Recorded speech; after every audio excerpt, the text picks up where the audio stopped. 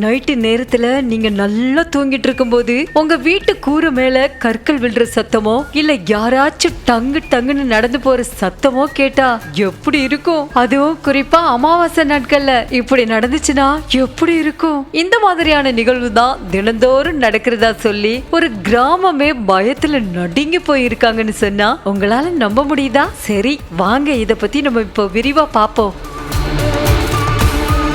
கிருஷ்ணகிரி மாவட்டத்துல உள்ள அகர கிராமத்துல தான் இது மாதிரியான சம்பவங்கள்லாம் தினமும் நைட்ல நடந்துட்டு இருக்கு. இதனால கிராம மக்கள் சந்தேகத்திற்கிடமான ஒரு இடத்துல சிசிடிவி கேமராவை பொருத்தி கண்காணிச்சுட்டு வந்திருக்காங்க. இந்த நிலையில தான் 2 நாளைக்கு முன்னாடி சிசிடிவி கேமரால ஏதோ ஒண்ணு பதிவாகி இருக்கிறதா ஒரு அலர்ட் மெசேஜ் அதே கிராமத்தை சேர்ந்த வினித்குமார் என்பவரோட செல்போனுக்கு வந்திருக்கு.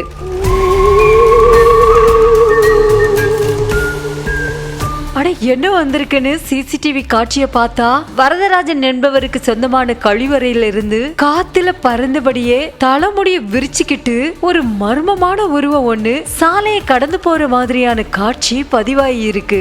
இத பார்த்து ஒட்டுமொத்த கிராம மக்களும் ரொம்பவே பயத்துல இருக்காங்க.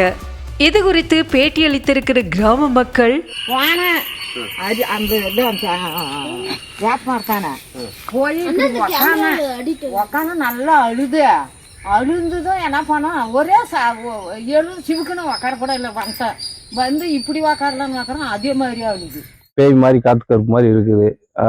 நாங்கள் பசங்க தான் ஏதோ விளையாடுறாங்கன்னு தெரிஞ்சு இதாக இருந்துட்டோம். இப்போ திடீர்னு வந்து பார்க்கும்போது மண்ணெல்லாம் வாரி போடும்போது பார்க்கும்போது ஏதோ ஒன்று நடமாற மாதிரி தெரியுது. செய்திகளை உடனுக்குடனும் துல்லியமாகவும் தெரிந்து கொள்ள சப்ஸ்கிரைப் பண்ணுங்க.